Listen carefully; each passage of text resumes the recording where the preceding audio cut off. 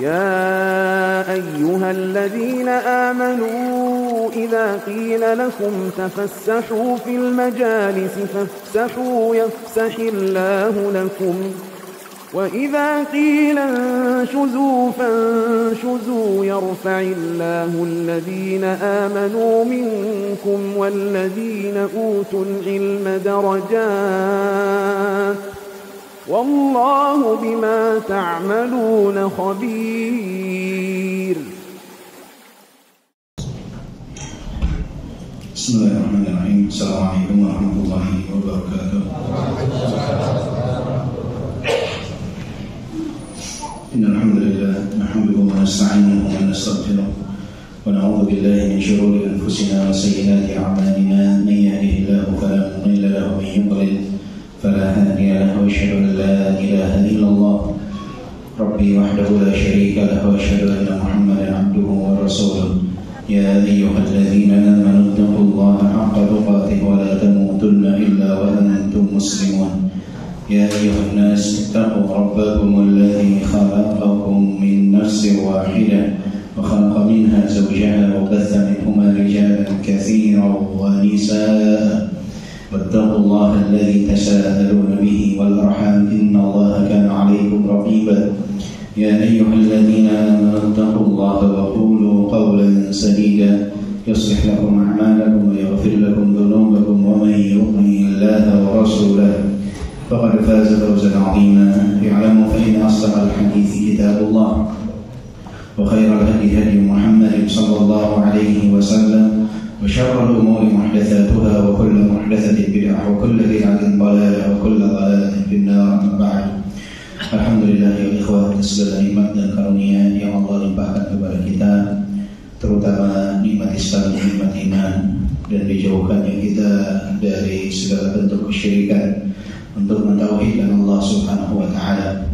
Tauhid adalah satu fondasi utama di dalam kehidupan, yang mana ia adalah kunci seseorang menggapai keridhaan Allah Subhanahu wa taala. Saking pentingnya perkara tauhid, maka Allah Subhanahu wa taala pun selalu mengingatkan Nabi sallallahu alaihi wasallam tentang hal tersebut.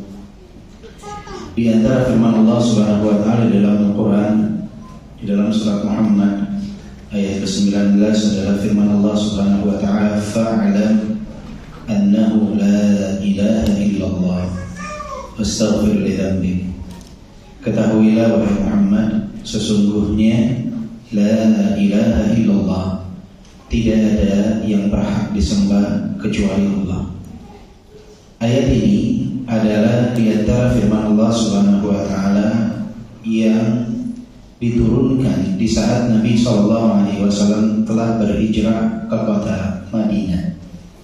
Maknanya adalah ayat ini turun setelah 13 tahun Nabi SAW hanya fokus mendakwahkan tauhid.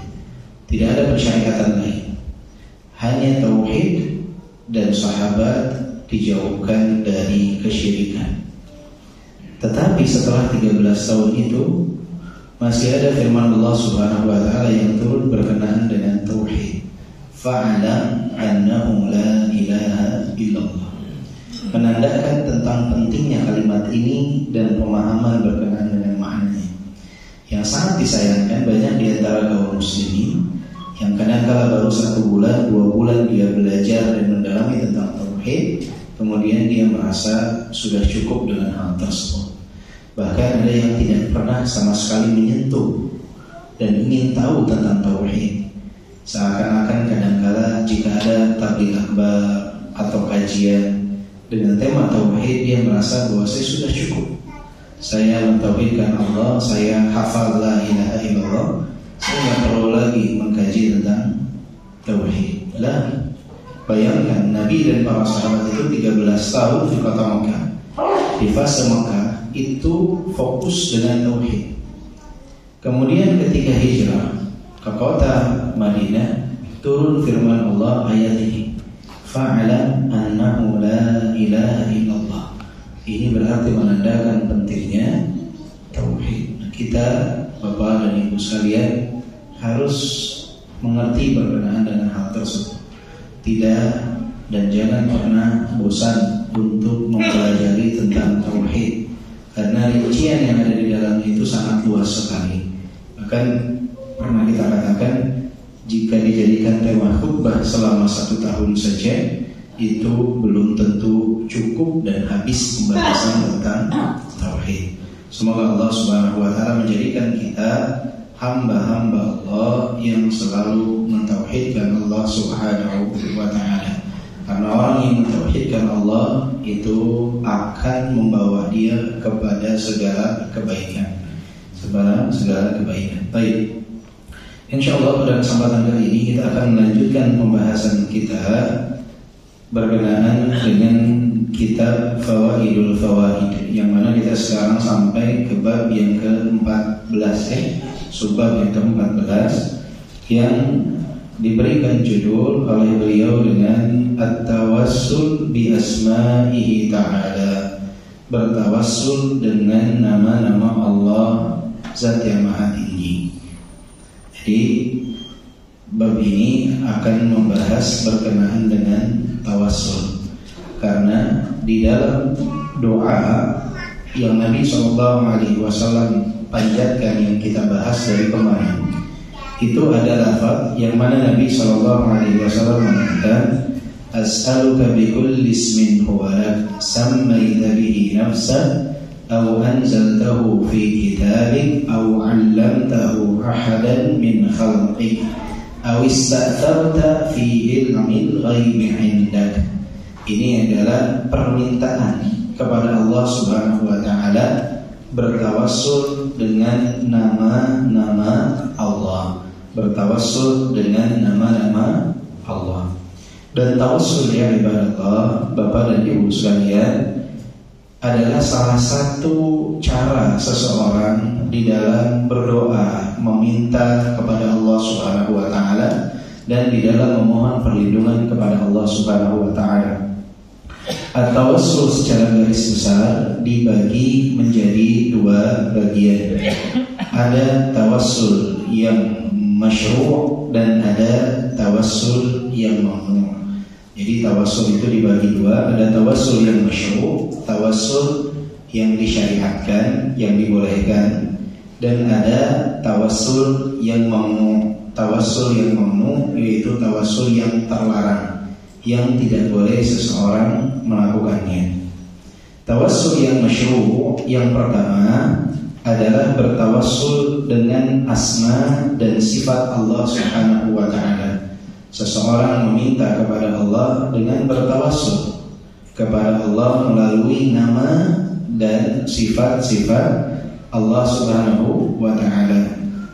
Yang mana Allah Subhanahu wa taala berfirman di dalam surat Al-A'raf ayat 180, "Walillahil asmaul husna fad'uuhu biha." Sesungguhnya Allah Subhanahu wa taala memiliki nama-nama yang baik, maka berdoalah dengannya.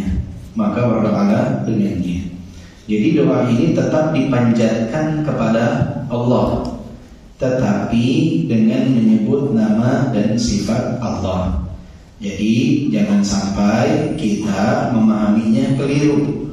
Bertawassul dengan sifat Allah, dengan nama Allah, itu bertawassul untuk berdoa kepada Allah Subhanahu wa taala, bukan berdoa kepada sifat Allah.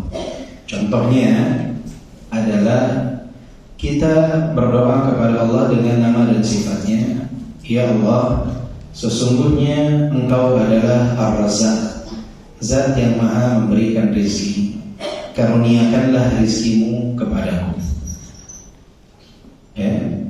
Ya Rahman, Ya Rahim, wahai Zat yang Maha Pengasih, Zat yang Maha Penyayang, sayangilah hamba-Mu ini. Ya Syafi, wahai Zat yang Maha Menyembuhkan, sembuhkanlah penyakit hamba-Mu ini. Ini maknanya berdoa kepada Allah Subhanahu wa taala melalui Asmaul Husna yang Allah Subhanahu wa taala miliki. Ini adalah bentuk tawassul yang disyariatkan. Atau bertawassul dengan sifat Allah Subhanahu wa taala. Bertawassul dengan sifat Allah Subhanahu wa taala. Dan ini perlu konsentrasi karena jangan sampai salah memahami. Contohnya bertawassul dengan sifat Allah Subhanahu wa taala adalah di dalam sabda Nabi sallallahu alaihi wasallam, a'udzu bikalimatillahi tammati min syarri ma khalaq. A'udzu bikalimatillah. Aku berlindung dengan kalimat-kalimat Allah. A'udzu bikalimatillahi min syarri ma khalaq. Dari keburukan yang diciptakan. Jadi berlindung kepada Allah dengan menyebutkan bertawassul dengan sifat Allah Subhanahu wa taala. Kalamullah adalah sifat Allah Subhanahu wa taala. Maka kita berlindung dengan kalimat-kalimat Allah. Ini dibolehkan dan ini bentuk tawassul yang disyariatkan. Yang keliru adalah sebagian orang itu berdoa kepada sifat Allah. Dia bilang misalkan di dalam doanya tersebut dia mengatakan, ya rahmat Allah, wahai rahmat Allah. Ini nggak boleh, karena dalam konteks tersebut dia tidak bertawassul dengan sifat Allah, tetapi berdoa kepada sifat tersebut. Yang dibolehkan itu berkenaan dengan sifat adalah bertawassul dengan sifat itu. Makanya di dalam doa a'udzu bikalimatillah dibolehkan, bahkan dianjurkan oleh Nabi. Karena dalam konteks doa tersebut kita tidak berdoa kepada sifat, tetapi berdoa dengan bertawassul dengan sifat. Berdoa dengan bertawassul dengan sifat. Jadi salah satu bentuk tawassul yang disyariatkan itu tawassul dengan nama dan sifat Allah Subhanahu wa taala. Wahai zat yang turun ke langit dunia di sepertiga malam terakhir. Boleh tidak? Boleh. Karena itu merupakan bagian daripada af'alullah. Apa yang Allah Subhanahu wa taala perbuat, itu pun dibolehkan. Jadi seseorang silahkan bertawassul dengan hal tersebut. Dia ketika meminta kepada Allah, gunakan asmaul husna yang Allah Subhanahu wa taala miliki di dalam doa kita. Dan itu adalah salah satu sebab diijabahnya doa seorang hamba ketika dia bertawassul dengan nama-nama Allah. Dan ini adalah cara untuk menggunakan nama-nama Allah yang kita ketahui, yaitu dengan berdoa menyebutkan namanya, daripada hanya sebatas kita sebutkan saja tanpa dibawa dalam konteks doa, Maka silakan berdoa dengan asmaul husna yang kita ketahui, ya. Apapun, misalkan ya qawi, wahai zat yang maha kuat, sesungguhnya hambamu ini hamba yang lemah, ya. Tolong hambamu ini. Boleh, silakan berdoa. Dicampur dengan bahasa Indonesia silakan, ya. Berdoa kepada Allah Subhanahu wa taala dengan nama-nama Allah Subhanahu wa taala. Kita tahu banyak dari nama Allah, tapi jarang digunakan justru di dalam berdoa. Sayang, hanya sebatas hafal tapi tidak dimanfaatkan dalam berdoa, sayang. Karena ini adalah salah satu kunci diijabahnya doa seseorang. Ya, bawa ya Razzaq, ya Ghafar, wahai zat yang maha pengampun, ampunilah hambamu yang banyak dosa. Sebutkan hal tersebut. Itu yang pertama, tawassul dengan asma dan sifat Allah Subhanahu wa taala. Yang kedua, tawassul yang masyru', yang disyariatkan adalah bertawassul dengan amalan saleh. Bertawassul dengan amalan saleh. Sebagaimana yang terdapat di dalam hadis yang disebutkan oleh Nabi berkenaan dengan 3 orang yang berada di dalam gua. Dia terperangkap di dalam gua dan tertutup dengan batu yang besar. Maka ketiga orang ini berdoa kepada Allah Subhanahu wa taala dengan amalan soleh yang pernah mereka kerjakan, yang pernah mereka lakukan.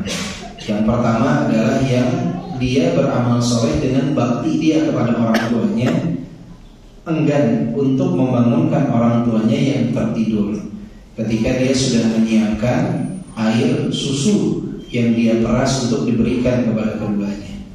Kemudian dia menunggu sampai tertidur karena tidak mau membangunkan orang tuanya tersebut. Maka dia kemudian berdoa, ya Allah, jika aku melakukan hal tersebut karena menginginkan keridhaan-Mu, menginginkan wajah-Mu, maka bebaskanlah, lepaskanlah atas apa yang menimpa kami. Maka bergeserlah batu tersebut. Kemudian orang yang kedua itu berdoa kepada Allah dengan amalan soleh. Yang tadinya dia mencintai salah seorang wanita yang masih kerabatnya, kemudian tidak mendapatkan balasan, hingga akhirnya wanita tersebut membutuhkan uang. Kemudian dia menjanjikan untuk memberikan kepingan dinar, lebih dari 100 dinar. Kemudian ketika dia sudah dapat menguasai wanita tersebut, maka wanita itu mengatakan, tidaklah cincin itu masuk kecuali dengan haknya. Maka lelaki tersebut pun teringat tentang Allah Subhanahu wa Ta'ala. Dia tinggalkan wanita itu padahal sudah dapat melakukan apa yang ingin dia lakukan. Kemudian dia mengatakan, ya Allah, jika hal tersebut aku lakukan karena mengharapkan wajah-Mu, maka lepaskanlah apa yang kami alami saat ini. Bergeser batu tersebut. Yang ketiga adalah orang yang belum sempat untuk membayar upah kepada salah seorang pekerjanya. Kemudian pekerjaan tersebut menghilang. Dia dengan uang itu memulai usaha hingga terkumpul banyak sekali binatang ternak, dari sapi, kambing, dan lain sebagainya. Maka tibalah di waktu laki-laki itu datang, bekas orang yang bekerja kepadanya menanyakan tentang hartanya yang belum diberikan itu mana. Maka lelaki tersebut mengatakan, apa yang kau lihat di hadapanmu ini adalah upah. Ya, ini adalah upah. Maka lelaki itu mengambil semuanya tanpa menyisakan sedikit pun. Kata laki-laki itu, ya Allah, jika aku lakukan itu karena mengharapkan keridhaan-Mu, dia bisa saja langsung kasih upahnya, langsung kasih berapa nominal yang masih terhutang. Tapi dia ingat bahwa dulu dia memulai usaha itu adalah dengan justru uang lelaki tersebut. Dikembalikan semua. Jika aku lakukan itu karena mengharap wajah-Mu, maka lepaskanlah kami. Bergeserlah batu tersebut. Mereka bertawassul dengan amalan soleh yang mereka lakukan. Maka boleh kita, bahkan disyariatkan, salah satu bentuk tawassul yang masyhur untuk diijabahnya doa kita adalah bertawassul dengan amalan soleh. Jika bapak atau ibu pernah misalkan bersedekah 1.000 rupiah ke kerupak masjid, saat masjid sudah kosong, tidak ada siapa, bapak dan ibu lakukan itu karena mengharap keridhaan Allah. Di saat bapak ibu berdoa minta kepada Allah, sebutkan amalan tersebut. Ya Allah, ya Rabb, aku pernah bersedekah dengan 1.000 rupiah ke dalam kerupak masjid, tidak ada yang melihatnya, ya Allah. Jika aku lakukan hal tersebut karena mengharapkan wajah-Mu, mengharapkan keridhaan-Mu, maka kami mohon, ya Allah, sembuhkanlah misalkan penyakit hamba, sembuhkanlah penyakit anak hamba, mudahkanlah hamba dalam mencari rezeki, dan yang semisalnya. Sebutkan amalan soleh yang pernah kita lakukan. Saya pernah menolong, ya Allah, dahulu orang yang kehabisan bensin di jalan. Saya belikan bensin untuk orang tersebut. Kemudian saya tidak mau mendapatkan upah darinya. Jika amalan tersebut saya lakukan karena mengharap keridhaan-Mu, karena mengharapkan wajah-Mu, ya Allah, mudahkanlah urusanku. Boleh. Itu namanya bertawassul dengan amalan soleh. Dan ini adalah bentuk tawassul yang disyariatkan, karena ada nas dalil berkenaan dengan hal tersebut. Yang ketiga, bentuk tawassul yang masyhur adalah bertawassul dengan hamba Allah yang saleh. Bertawassul dengan hamba Allah yang saleh. Poin ini pun perlu pendalaman, karena banyak yang salah kaprah berkenaan dengan hal ini. Jadi seseorang boleh untuk bertawassul melalui hamba Allah yang saleh, minta untuk bantu didoakan kepada mereka.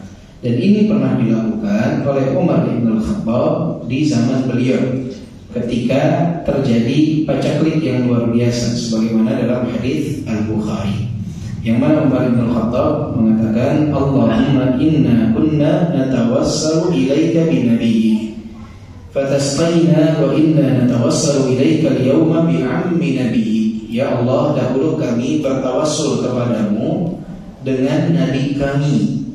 Dengan nabi kami. Nanti akan kita rinci poin ini. Dengan nabi kami, dan Engkau mengirimkan hujan tersebut kepada kami. Dan saat ini kami bertawassul kepadamu dengan paman nabi kami. Dengan paman nabi kami. Thumma qalaba min al-Abbas an yad'u fasaqu bi'idznillah. Kemudian Umar bin Khattab meminta kepada paman Nabi Muhammad, yaitu Al-Abbas, untuk berdoa kepada Allah Subhanahu wa ta'ala. Maka diturunkanlah bagi mereka hujan atas izin Allah Subhanahu wa ta'ala. Maka lihatlah di sini maksud dari bertawassul dengan Nabi dan bertawassul dengan paman Nabi dijelaskan di ujung hadisnya. Thumma talaba min al-Abbas an yad'u. Kemudian Umar bin Khattab meminta kepada paman Nabi Abbas untuk berdoa. Jadi tawassul melalui hamba yang soleh itu bukan bertawassul dengan zatnya dan kedudukannya, tetapi meminta untuk didoakan. Meminta untuk didoakan, sebagaimana yang Umar bin Khattab minta kepada Abbas. Walaupun lafaz pertamanya adalah natawassalu ilaika bi ammi nabiyyi, saat ini kami bertawassul kepadamu dengan paman nabimu, yaitu Al-Abbas. Kemudian dijelaskan bagaimana cara tawassul dengan paman nabi, bukan dengan zatnya. Bukan Umar berdoa, ya Allah, aku meminta turunlah hujan dengan zat keutamaan Abbas misalkan. Tidak, tetapi meminta kepada paman Nabi Al-Abbas untuk berdoa kepada Allah. Dan ini disyariatkan. Hanya saja penentuan kesolehan seseorang itu apa yang nampak secara zahir di hadapan kita. Ini yang sering keliru. Banyak di antara kaum muslimin ketika dia bertawassul melalui orang yang saleh, dia salah kaprah dalam menentukan kesolehan seseorang. Berpikir bahwa kesolehan itu adalah sesuatu yang dapat diwariskan. Ketika ayahnya soleh, pasti anaknya soleh. Ketika ayahnya orang yang luar biasa, seakan-akan pasti anak keturunannya luar biasa. Di sisi lain, banyak orang-orang yang dianggap soleh memanfaatkan hal ini untuk menambah pundi-pundi kekayaannya. Dia menggunakan jari jemarinya untuk menjadikan sebuah minuman bernilai fantastis dengan harga yang luar biasa. Kemudian ketika dikatakan kenapa ini bentuk tawassul dengan zat orang tersebut, tidak, tawassul itu dengan orang solehnya mendoakan, dan orang solehnya tersebut tidak boleh memanfaatkan. Karena kalau benar-benar dia soleh, dia tidak akan mengkomersilkan hal tersebut. Maka kalau ada yang muncul di hadapan kita dianggap sebagai orang yang soleh, tapi ternyata dia mengkomersilkan doa tersebut, maka ini adalah tanda tanya besar tentang nisbat kesolehan kepadanya. Ya? Dan kita hanya bisa menghukumi seseorang secara zahir. Apa yang tersembunyi sulit untuk kita mengetahuinya. Sulit untuk mengetahuinya. Tapi Allah telah memberikan ciri-ciri tentang orang yang saleh ini. Di dalam sebuah hadits qudsi, Allah Subhanahu wa taala berfirman, "Man 'adali waliyan faqad adantuhu bil haqq." Siapa yang mengganggu wali-waliku, maka sama saja dia mengajak berperang kepadaku. Wa ma taqarraba ilayya 'abdin bi syai'in ahabbu ilayya mimma aftaratuhu 'alaihi. Tidaklah seorang hamba mendekatkan diri kepadaku dengan amalan yang lebih aku cintai dari apa yang aku wajibkan kepada mereka. Wa la yazalu 'abdi yataqarrabu ilayya bin nawafil hatta uhibbah. Dan hambaku tidak cukup melakukan apa yang diwajibkan, tapi dia pun melakukan apa yang disunahkan sampai aku mencintainya. Maka karakter orang yang soleh itu, dia mengerjakan kewajiban dan meninggalkan apa yang diharamkan. Dia mengerjakan amalan yang sunnah dan menjauhi perkara-perkara yang dimakruhkan. Ini adalah karakteristik orang yang saleh. Jadi bukan dari gelar, bukan dari besarnya imamah, bukan dari besarnya dan panjangnya peci, bukan dari faktor keturunan, tetapi dari dirinya. Apakah mengerjakan kewajiban dan meninggalkan yang haram? Apakah dia menghidupkan sunnah, atau dia justru menjadi orang-orang yang mematikan sunnah Nabi, berusaha untuk mematikannya?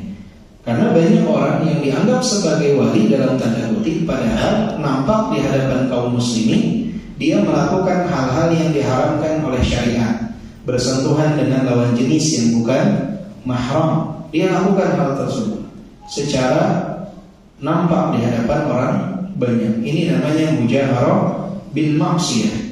Menampakkan kemaksiatan di hadapan orang lain itu bisa menyebabkan sebuah dosa itu menjadi dosa besar, karena ditampakkan di hadapan orang lain. Efeknya apa?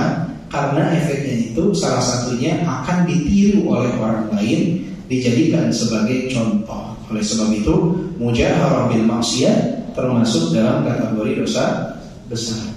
Dan dosa-dosa yang lainnya yang dilakukan, kewajiban pun tidak dia kerjakan, tidak sholat. Bagaimana mungkin seseorang disebut sebagai wali tetapi dia tidak mengerjakan sholat? Bagaimana mungkin disebut sebagai wali tetapi dia tidak mengerjakan sholat? Dan hal-hal yang lainnya. Maka penentuan karakteristik seseorang itu dianggap sebagai orang yang saleh atau sebagai waliullah itu patokannya bukan gelar, bukan keturunan siapa, bukan nama besarnya, tapi bagaimana dia dengan ketaatan kepada Allah, baik yang diwajibkan ataupun yang disunnahkan. Ini adalah 3 bentuk tawassul yang disyariatkan. Tawassul dengan asma dan sifat Allah. Tawassul yang kedua adalah bertawassul dengan amalan soleh. Dan yang ketiga adalah bertawassul dengan hamba yang soleh, dengan meminta untuk didoakan. Sedangkan tawassul yang membunuh, tawassul yang terlarang, itu ada yang tawassul al-bid'i dan ada tawassul yang dia disebut sebagai tawassul yang mengantarkan kepada kesyirikan. Jadi ada 2 tawassul yang terlarang, tawassul yang bid'i dan ada tawassul yang perbuatan syirik. Tawassul yang bid'i adalah ketika seseorang bertawassul dengan zat orang soleh, bukan minta didoakan, tapi tawassul dengan zatnya. Itu nggak boleh. Tidak ada dalil sahih yang menunjukkan kepada hal tersebut. Semua dalil yang menunjukkan kepada tawassul dengan zat adalah dalil-dalil yang tidak sahih, dalil-dalil yang lemah. Maka tawassul ini tidak dibolehkan. Misalkan kita berdoa, ya Allah, aku berdoa kepadamu bertawassul dengan zat si hamba ini yang soleh, ya. Tidak dengan zatnya. Ini adalah bentuk tawassul yang ini. Oleh sebab itu, jika tidak boleh bertawassul dengan zat di saat hidup, apalagi di saat telah wafat. Oleh sebab itu, di zaman Umar bin Khattab saat terjadi paceklik, kuburan Nabi Muhammad SAW itu ada di hadapan mereka, dan kuburan Abu Bakar pun ada di samping kuburan Nabi. Tetapi Umar bin Khattab dan para sahabat tidak mendatangi kubur Nabi untuk bertawassul kepada Allah melalui zat Nabi, tetapi mendatangi siapa tadi? Dalam Sahih Al-Bukhari, mendatangi Al-Abbas, paman Nabi yang masih hidup. Menandakan bahwa apa? Bahwa tawassul yang dibolehkan itu kepada orang yang soleh bukan dengan zatnya, dan bukan di saat mereka telah wafat, tetapi di saat mereka masih hidup, meminta untuk didoakan. Meminta untuk didoakan. Maka Umar bin Khattab mengatakan, kami dulu bertawassul dengan nabimu, sekarang kami bertawassul dengan paman nabimu. Karena Nabi telah wafat. Para sahabat nggak datang ke depan kuburan Nabi untuk bertawassul dengan Nabi. Kenapa? Karena mereka paham tawassul yang dibolehkan kepada orang soleh adalah dengan meminta didoakan. Dan ini hanya bisa dilakukan di saat mereka masih hidup. Maka bertawassul yang dibolehkan itu meminta didoakan, bukan bertawassul dengan zat. Maka tawassul yang dilarang adalah bertawassul dengan zat atau dengan kedudukan seseorang. Ini kalau dilakukan, apakah syirik? Tidak, bukan kesyirikan. Tetapi ini menyelisihi syariat. Tapi tidak sampai disebut apa? Syirik. Kapan tawassul itu yang terlarang itu bisa disebut sebagai kesyirikan? Adalah di saat seseorang bertawassul dengan melakukan ibadah kepada selain Allah, yang ditujukan kepada selain Allah. Contohnya adalah dia datang membeli sebuah rumah, kemudian dia melakukan penyembelihan ayam di lokasi rumah tersebut. Dia bertawassul kepada Allah Subhanahu wa Ta'ala dengan menyembelih ayam tersebut, yang dia tujukan agar jin-jin di rumah itu tidak mengganggu dia. Jadi dia menyembelih bukan karena Allah, tapi karena si jin. Tapi dia lakukan itu dengan alasan ini adalah bentuk tawassul kepada siapa? Kepada Allah Subhanahu wa Ta'ala. Penyembelihan ini termasuk bentuk tawassul yang syirik. Ini adalah perbuatan kesyirikan. Sama seperti seseorang menyembelih binatang, menyembelih kerbau, kemudian kepalanya dihanyutkan di laut sebagai persembahan untuk penghuni laut, dalam artian untuk jin yang ada di laut. Ini pun sama, mendekatkan diri kepada Allah, bertawassul kepada Allah dengan melakukan rangkaian ibadah yang ditujukan bukan kepada Allah. Ini adalah bentuk kesyirikan dalam tawassul. Dan orang-orang musyrik terdahulu pun mereka melakukan hal tersebut.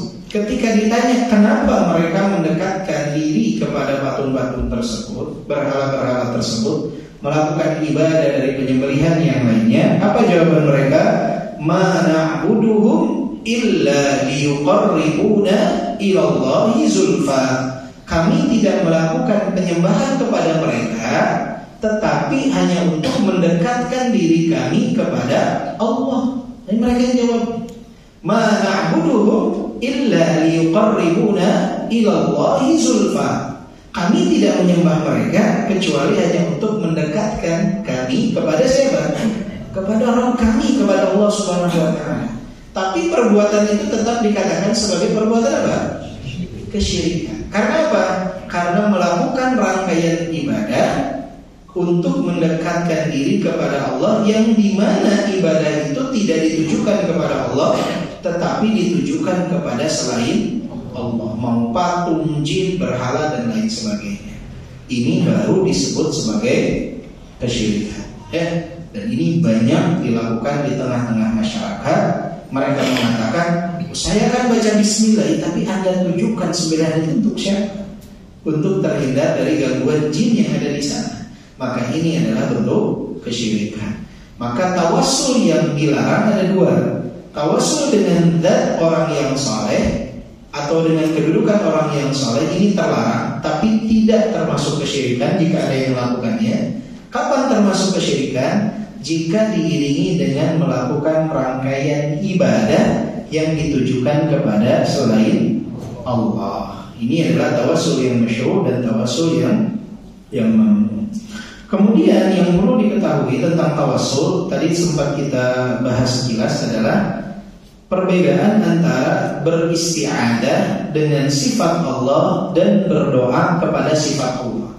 Jadi beristi'adah dengan sifat Allah, memohon perlindungan kepada Allah dengan sifatnya, ini adalah bentuk tawassul dengan sifat Allah. Sebagaimana dalam dalil a'udzu bikalimatillah, berlindung kepada Allah dengan kalimat-kalimat Allah. Jadi bukan berlindung kepada kalimat, tapi berlindung dengan kalimat-kalimat Allah kepada siapa?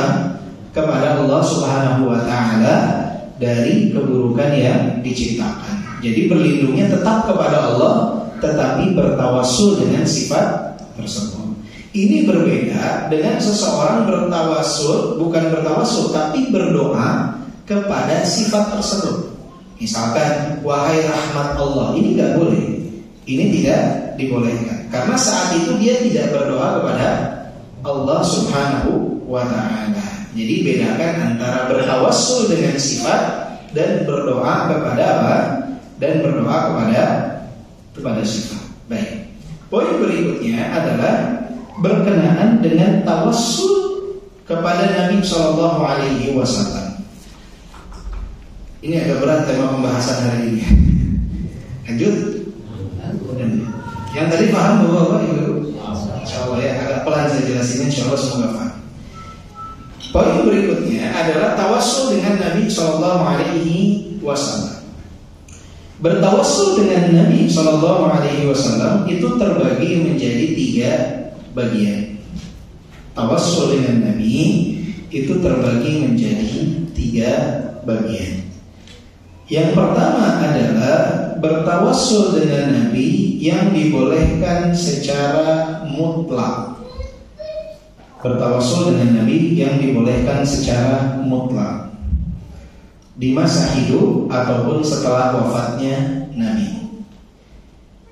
Yang kedua adalah bertawassul dengan Nabi. Bagian yang kedua adalah yang tidak dibolehkan secara mutlak, baik di masa hidup ataupun setelah wafatnya Nabi.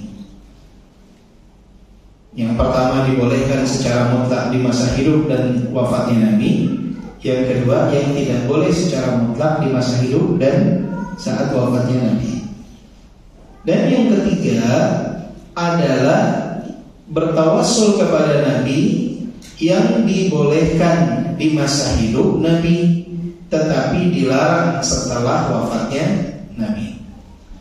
Jadi kalau tadi dibolehkan di masa hidup dan wafat, yang kedua tidak dibolehkan di masa hidup dan wafat, dan yang ketiga dibolehkan saat Nabi hidup dan dilarang setelah Nabi wafat. Yang pertama adalah bertawassul dengan Nabi Shallallahu Alaihi Wasallam yang dibolehkan secara mutlak, baik di saat Nabi hidup ataupun di saat Nabi telah wafat, adalah di saat seseorang bertawassul dengan keimanannya kepada Nabi dan dengan mengikuti petunjuk Nabi Shallallahu Alaihi Wasallam. Jadi dia bertawassul dengan amalan soleh yang dia kerjakan sebagai bentuk dia mengikuti Nabi Shallallahu Alaihi Wasallam. Ini boleh di masa hidup dan setelah wafatnya. Nah, ini sebetulnya masuk dalam kategori tawassul yang kedua tadi, bertawassul dengan amalan soleh. Artinya apa? Dia bertawassul dengan Nabi dalam artian bertawassul dengan amalan soleh yang dia kerjakan sebagai bentuk dia mengikuti siapa? Mengikuti Nabi SAW. Kapan kita bisa bilang itu amalan itu soleh?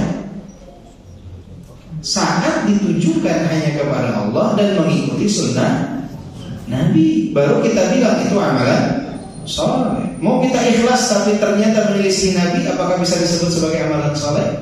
Tidak. Maka ini yang pertama. Nabi setelah wafat pun sampai akhir zaman nanti kita boleh berdoa dengan hal tersebut. Ya Allah, aku mengimani Nabi. Ya Allah, aku mencintai Nabi. Maka dengan amalan soleh ini, yang aku mencintai Nabi-Mu, aku beriman kepada Nabi-Mu, sembuhkanlah penyakitku. Boleh tidak seperti itu? Boleh. Kenapa? Karena beriman kepada Nabi dan mencintai Nabi adalah amalan soleh. Begitupun di saat mengikuti petunjuk Nabi, itu boleh secara mutlak. Jelas? Yang kedua yang tidak boleh, yaitu bertawassul dengan zatnya Nabi Sallallahu Alaihi Wasallam. Bertawassul dengan zatnya Nabi Sallallahu Alaihi Wasallam. Dan ini tidak pernah dilakukan oleh para sahabat, baik di masa hidupnya Nabi ataupun setelah wafatnya Nabi. Makanya para sahabat tadi di saat Nabi telah wafat pun tidak ada yang mendatangi kubur Nabi untuk berdoa melalui kuburan tersebut, tetapi meminta kepada paman Nabi yang masih hidup untuk mendoakan. Artinya para sahabat tidak ada yang berdoa kepada Nabi dengan zatnya Nabi. Dengan zatnya Nabi. Ini nggak boleh di masa Nabi hidup ataupun setelah wafat. Yang ketiga adalah bertawassul kepada Nabi SAW yang boleh di masa hidup beliau tapi tidak boleh di masa wafatnya beliau. Bertawassul dengan apa? Dengan meminta didoakan kepada Nabi SAW.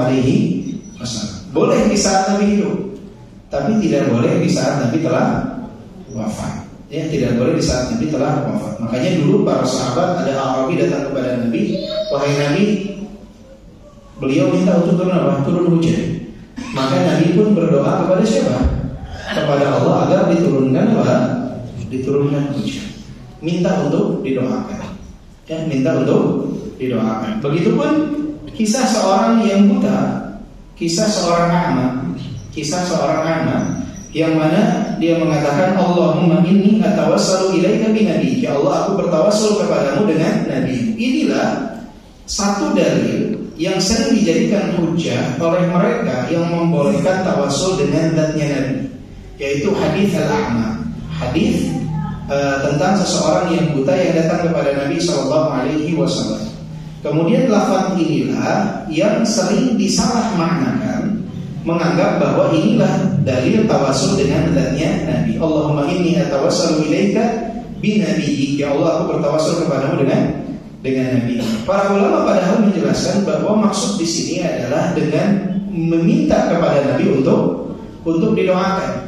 Karena di dalam riwayat Tirmidzi, orang tersebut, lelaki yang buta tersebut meminta kepada Nabi SAW, fad'u, doakanlah aku. Jadi sebetulnya makna tawassul dengan Nabi ini telah dijelaskan di dalam hadis yang sama, bahwa maknanya bukan bertawassul dengan zat, tetapi minta untuk didoakan, meminta untuk doakan. Boleh di zaman Nabi itu, tapi tidak boleh di saat Nabi telah wafat. Di saat Nabi telah wafat. Itu 3 bagian atau 3 penjelasan berkenaan dengan tawassul dengan Nabi. Dan yang sering kenapa bisa muncul salah persepsi seperti ini adalah karena ketidakfahaman berkenaan dengan makna tawassul itu sendiri. Jadi banyak orang yang menganggap bahwa tawassul itu adalah satu makna, baik versi sahabat dalam berucap ataupun di dalam hadis Nabi ataupun dalam Al-Quran. Maka pengertian tentang tawassul dalam lafaz hadis Al-Quran ataupun di dalam ucapan sahabat, jadi dalam Al-Quran firman Allah, ucapan Nabi dan ucapan sahabat, memahami tentang makna tawassul dari 3 versi tersebut, itu akan memudahkan pemahaman kita untuk mengerti makna tawassul yang dimaksud. Di dalam Al-Quran, penyebutan kata tawassul atau wasilah itu bermakna adalah melakukan amalan yang diperintahkan dan menjauhi amalan yang dilarang. Allah Subhanahu wa taala berfirman dalam surat Al-Maidah ayat ke-35, "Ya ayyuhalladzina amanu taqullaha wabtaghu ilaihi wasilah." Wahai orang-orang yang beriman, bertakwalah kepada Allah, wabtaghu ilaihi wasilah. Wasilah yang dimaksud itu apa? Jalan mendekatkan diri kepada Allah Subhanahu wa ta'ala dengan melakukan ketaatan dan meninggalkan apa-apa yang dilarang. Jadi makna wasilah di dalam firman Allah itu adalah mengerjakan yang diperintahkan dan menjauhi apa yang dilarang dalam rangka jalan mendekatkan diri kepada Allah Subhanahu wa ta'ala. Itu makna wasilah di dalam Al-Quran, dalam firman Allah. Dalam ucapan Nabi SAW, makna wasilah ini adalah kedudukan di yaumil qiyamah kelak bagi hamba-hamba tertentu, sebagaimana dalam hadis berkenaan dengan menjawab lafaz adzan. Nabi memerintahkan kita untuk menjawab adzan. Kemudian setelah itu bersalawat kepada Nabi. Kemudian kata Nabi apa? Wasallallahu liya al-wasilah, dan mintalah oleh kalian untukku kepada Allah Subhanahu wa ta'ala al-wasilah. Apa? Al-wasilah. Kemudian Nabi Nabi SAW menjelaskan dalam hadis yang sama, al-wasilah fa innaha manzilatun fil jannah. Al-wasilah itu adalah kedudukan di dalam surga. La tabtaghi illa li'abdin min ibadillah. Tidak diberikan kecuali kepada hamba dari hamba-hamba Allah. Arju an akuna anahu. Aku berharap bahwa wasilah tersebut, kedudukan tersebut adalah untukku, kata Nabi SAW. Maka dalam ucapan Nabi, wasilah itu bermakna kedudukan di yaumil qiyamah di dalam surga. Di dalam surga. Arju an akuna anahu, kata Nabi. Aku berharap bahwa itu adalah untukku. Ini wasilah dalam makna apa? Dalam ucapan Nabi. Kemudian Nabi mengatakan di ujung hadisnya, "Faman sa'ala liyal wasilah halat lahu syafa'ah." Siapa yang meminta wasilah kepada Allah untukku, maka akan aku berikan baginya syafaat. Maka akan aku berikan baginya syafaat. Ya, hadis riwayat Muslim dari Abdullah bin Amr bin Al-As. Itu ucapan wasilah dari lafaz Nabi, maknanya adalah kedudukan di dalam surga. Sedangkan wasilah dalam ucapan sahabat artinya adalah talabud du'a, permintaan untuk didoakan. Itu adalah makna wasilah dalam ucapan para sahabat. Makanya kata Umar bin Khattab mengatakan apa? Allahumma inna kunna natawassalu ilaika binabiyyik. Kemudian kata Umar, wa inna natawassalu ilaika bi'ammi nabiyyi. Faqala min al-Abbas an yad'u. Ya Allah, dulu kami bertawassul dengan nabimu, sekarang kami bertawassul dengan paman nabimu. Kemudian Umar meminta kepada Abbas untuk berdoa. Maka makna tawassul atau wasilah dalam ucapan para sahabat itu bermakna bukan meminta dengan zat, akan tetapi meminta untuk didoakan. Meminta untuk didoakan. Sebagaimana juga dalam hadis A'ma yang buta, sahabat yang buta tersebut mengatakan Allahumma inna natawassalu ilaika binabi. Kemudian mengatakan kepada Nabi, fad'u, berdoalah. Maknanya adalah tawassul dalam ucapan sahabat bermakna permintaan untuk berdoa. Jelas insyaallah Bapak Ibu? Jelas. Sekarang kita baca. Wa qawluhu as'aluka bi kulli ismin huwa lak sammaita bihi nafsaka aw anzaltahu fi kitabika aw 'allamtahu ahadan min khalqik aw ista'tharta bihi fi 'ilmil ghaibi 'indak. Ya Allah, aku memohon kepadamu dengan seluruh bikul ismin, seluruh nama-nama yang kau miliki. Sammaita bihi nafsak, yang kau berikan nama tersebut olehmu. Au anzaltahu fi kitabik, atau engkau turunkan ke dalam kitab. Au 'allamtahu ahadan min khalqik, atau engkau ajarkan kepada salah satu dari makhluk. Au ista'tharta fi 'ilmil ghaibi 'indak, atau engkau simpan dalam ilmu ghaib. Jadi ini meminta kepada Allah dengan seluruh asmaul husna yang Allah miliki. Dan Asmaul Husna itu tidak terbatas hanya 99.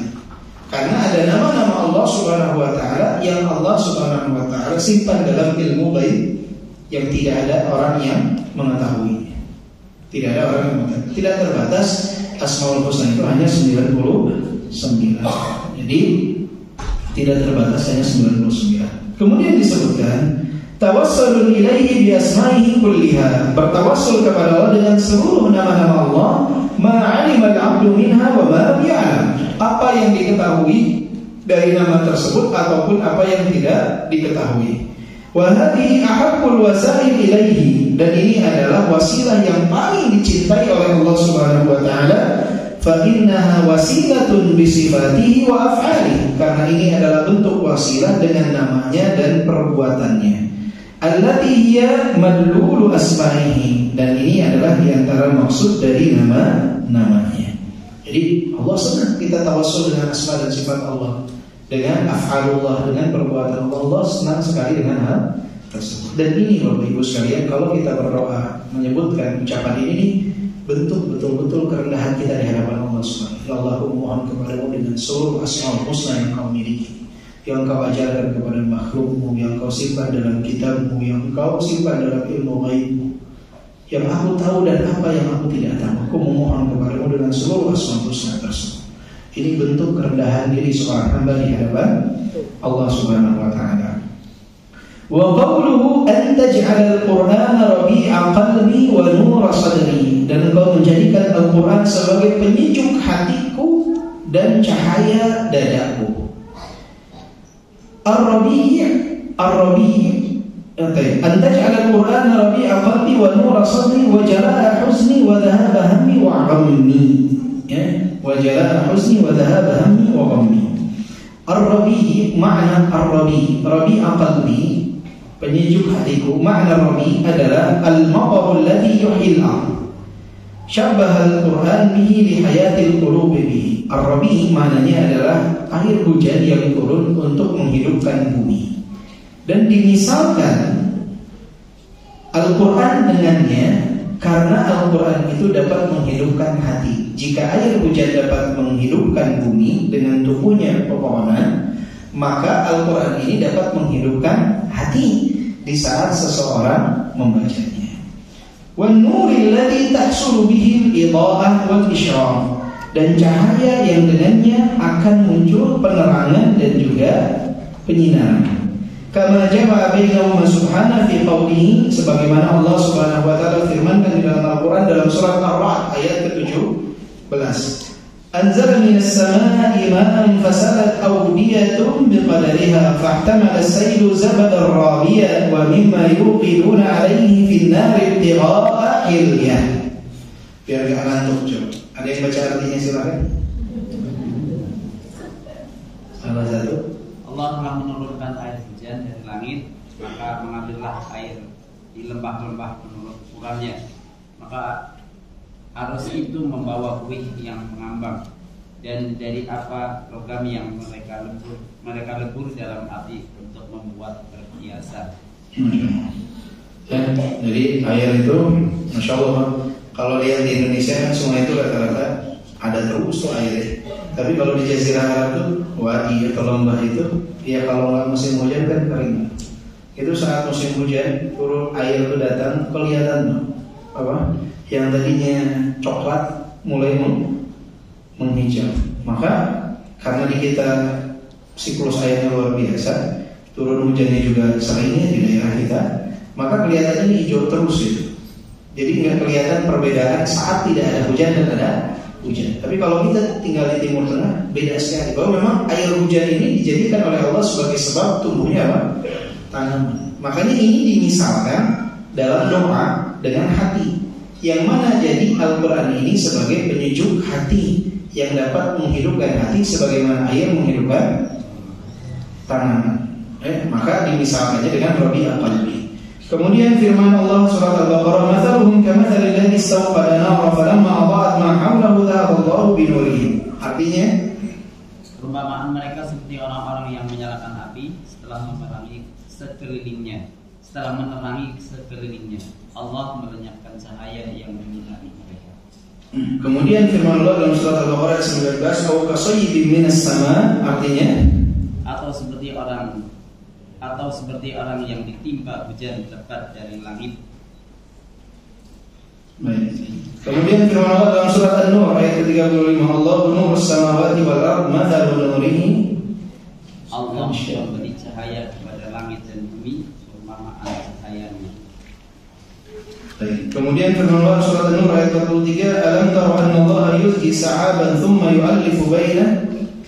Tidakkah engkau melihat bahwa Allah menjadikan awan bergerak perlahan kemudian mengumpulkannya? Jadi ayat-ayat ini menggambarkan tentang dua pokok penting, yaitu yang mana ada air yang dapat menghidupkan dan juga cahaya yang menjadi apa? Penerang. Dan ini dikumpulkan dalam satu doa tersebut. Antaj'alal Qur'ana rabi'a qalbi wa nura sadri. Jadi meminta agar Al-Quran ini menjadi apa? Penyejuk hati dan penerang dada. Dada ini lebih luas daripada hati. Jadi kalau dadanya sudah terang, hati itu pasti akan terang juga. Hati itu pasti akan terang. Maka di sini disebutkan fatadhammana du'a an yuhyiya qalbahu bi rabi'il Qur'an wa an yunawwira bihi sadrahu fatajtami'a lahu al-haya wan nur. Maka doa ini menggabungkan dua, yaitu menghidupkan hati dengan Al-Qur'an dan menyinari dada dengan sinar tersebut. Kemudian berkumpullah antara kehidupan dan cahaya, antara kehidupan dan cahaya. Allah Subhanahu wa taala berfirman dalam surat Al-An'am ayat 122, "Aw man kana mayitan fa ahyaynahu wa ja'alna lahu nuran yamshi bihi fin nas kama mathaluhu fil dhulumati laysa bi kharijin minha." Ini luar biasa dalam surat Al-An'am ayat 122. Artinya apa sekarang? Dan apakah orang yang sudah mati lalu kami hidupkan dan kami beri dia cahaya yang membuatnya dapat berjalan di tengah-tengah orang banyak, sama dengan orang-orang yang berada dalam kegelapan sehingga dia tidak dapat keluar dari sana. Enggak sama. Orang yang Allah berikan kehidupan bagi dia berjalan dengan cahaya itu beda dengan orang yang berada dalam kegelapan. Orang yang hidup dengan Al-Quran berbeda dengan orang yang hidup tanpa Al-Quran. Orang yang beriman itu dengan Al-Quran menghidupkan diri, menjadikan ketenangan dalam diri. Beda. Cahaya, ketaatan itu mendatangkan ketenangan dan cahaya. Al-Quran itu mendatangkan penyejuk jiwa. Ala bidzikrillah tatma'innul qulub. Enggak ada ketenangan dan kehidupan selain dengan Al-Quran. Ketika orang lepas dari Al-Quran, dia akan berada dalam kegelapan yang luar biasa. Maka jangan pernah menjauhi Al-Quran. Walamma kana sadru awsa'a min al-qalbi kana nurul hasil lahu yasri minhu ila al-qalbi li'annahu qad hassala lama huwa awsa'u minhu.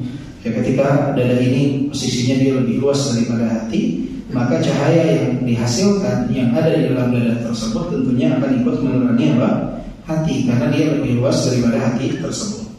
Walamma kanat hayatul badan wal jawarih kulliha bi hayatil qalbi tasri al hayatu minhu ila sadr thumma ila al jawarih sa'ala al hayata lahu bir rabi' alladhi huwa maddatuha. Dan ketika kehidupan badan dan anggota tubuh kulliha bi hayatil qalbi tasri al hayatu minhu ila sadr thumma ila al jawarih sa'ala al hayata lahu bir rabi' alladhi huwa maddatuha. Baik. Kemudian walamma kana al-hazan wal-hamm wal-ghamm yudaddu hayat al-qalbi wastinaratahu sa'ala an yakuna dhahabuha bil-Qur'an. Ketika kesedihan, kerisauan, kegelisahan itu bertentangan, berlawanan dengan kehidupan hati dan cahaya hati, maka di doa itu diminta untuk hal tersebut, tiga hal tersebut, kesedihan, kegundahan, dan yang semisalnya, untuk hilang juga dengan Al-Quran. Fa'innaha haraman la ta'ud, dan menjauhkan kesedihan, kerisauan, kegelisahan dengan Al-Quran ini insyaallah tidak akan menyebabkan hal-hal tersebut datang kembali. Wa amma idza dhahabat bi ghairi Al-Quran, jika hal tersebut hilang dengan selain Al-Quran, min sihhatin aw dunyan aw jahin aw zawja aw walad fa innaha ta'udu bi dhahabi dzalik. Misalkan seseorang ingin menghilangkan kesedihan dengan kesehatan, seseorang ingin menghilangkan kegelisahan dengan dunia, dia dapat dunia, atau dengan kedudukan, atau dengan istri dan anak, maka walaupun hilang dia akan kembali kesedihan dan kegelisahan. Maka jangan berpikir, wah saya kalau sedih, kalau dapat uang akan selesai, akan hilang kesedihan saya. Itu bisa kembali lagi. Bedanya itu, ya. Ada orang dia dengar dengan yang halal saja bisa kembali, apalagi dengar yang dengan yang haram. Banyak orang yang bilang, saya pusing, gelisah, saya mau ke tempat maksiat saja, mau joget-joget biar hilang stres. Enggak, pulang tambah stres, bunuh diri biasanya. Kenapa? Enggak hilang. Walaupun hilang itu hanya sesaat saja, tapi dia akan kembali. Beda dengan orang yang menghilangkan kesedihan, kerisauan, kegelisahan dengan Al-Quran. Itu hilang, tenang hidupnya. Itu bedanya, kata Ibnu Qayyim di sini. Jadi walaupun dengan selain Al-Quran kadang-kadang hilang, tapi itu akan kembali. Apalagi dengan yang haram, apalagi dengan yang haram. Makanya banyak orang kan dia stres dia ke tempat klub malam, dia menghibur diri, pulang bunuh diri. Nggak hilang kesedihan, kegundahan, kegelisahan nggak hilang. Orang pergi ke dukun nggak hilang. Atau dia melakukan hal yang nggak boleh sebetulnya. Dia kalau ketemu keluarganya terhibur dia, tapi pasti dia kepikiran lagi, risau lagi, gelisah lagi. Maka obatnya ya Al-Quran, syifa. Makanya Al-Quran itu kan disebut sebagai apa? Wa nunazzilu minal Qur'ani ma huwa syifaa'u wa rahmatul lil mu'minin. Syifa, obat. Gelisah gundah baca Quran, tenang. Maka kita ingin menjadikan apa? Anta ja'alal Qur'ana rabi'a qalbi wa nura sadri. Ingin menjadikan Al-Quran itu sebagai apa? Penyejuk hatiku, cahaya dadaku. Wa jala'a husni wa dhahaba hammi wa ghammi. Juga ini menjadi penghilang kesedihan, kerisauan, kegelisahan dan kegundahan. Dengan apa? Dengan Al-Quran. Kemudian kata Ibnu Qayyim, wal makruhul waridu 'ala al-qalbi in kana min amrin madhi ahdatha al-huzn wa in kana min mustaqbal ahdatha al-ham wa in kana min amrin hadir ahdatha al-gham. Wallahu a'lam. Kata Ibnu Qayyim, sesuatu yang tidak diharapkan ada di dalam hati itu, yang dibenci kehadirannya di dalam hati itu, yang tidak disenangi kehadiran di dalam hati itu, jika merupakan sesuatu yang terjadi di masa lampau, maka itu akan menyebabkan kesedihan. Dan jika terjadi di masa yang akan datang, maka akan menimbulkan apa? Kecemasan, khawatir dia. Dan jika terjadi di masa sekarang, akan menimbulkan apa? Keresahan. Ini pembagian yang luar biasa. Ya. Jadi kesedihan itu, orang nggak sedih karena masa yang akan datang. Dia sedih itu biasanya karena masa yang lalu. Ingat dia sesuatu, sedih dia. Kalau masa yang akan datang disebutnya apa? Kerisauan, kegelisahan. Nanti bisa ya. Nanti itu penyakit di hati itu. Masa lalu sedih, masa depan risau, gelisah. Masa sekarang apa? Masa yang akan datang itu apa? Kerisauan. Masa yang sekarang apa? Keresahan. Nggak nyaman nantinya, gelisah, resah. Ya. Maka 3 penyakit ini yang ada dalam hati disembuhkannya dengan apa? Al-Quran. Kita meminta kepada Allah, wa jala'a huzni wa dhahaba hammi wa ghammi. Kenapa disebut 3-tiganya huzn, ham dan gham? Karena ini lalu, sekarang dan akan datang. Perkara hati itu kesedihan, kerisauan atau kegelisahan, itu yang selalu muncul. Kecemasan tentang masa depan, itu penyakit hati. Maka jika kita ingin hilang kecemasan, kerisauan, kegelisahan, kesedihan, obatnya ada dalam Al-Quran. Dan dengan berdoa kepada Allah Subhanahu wa Ta'ala agar betul-betul Al-Quran itu bisa dijadikan sebagai obat bagi hati kita. Dengan cara apa? Dengan mentadaburi apa yang kita baca. Itu insya Allah akan menjadi apa? Menjadi obat. Allahu a'lam bishawab. Jadi hari ini sebenarnya lebih kepada pembahasan tawassul ya. Insya Allah semoga pembahasan tawassul ini sudah wafi syafi ya, insya Allah ya. Tidak pusing apa tidak pusing? Lumayan.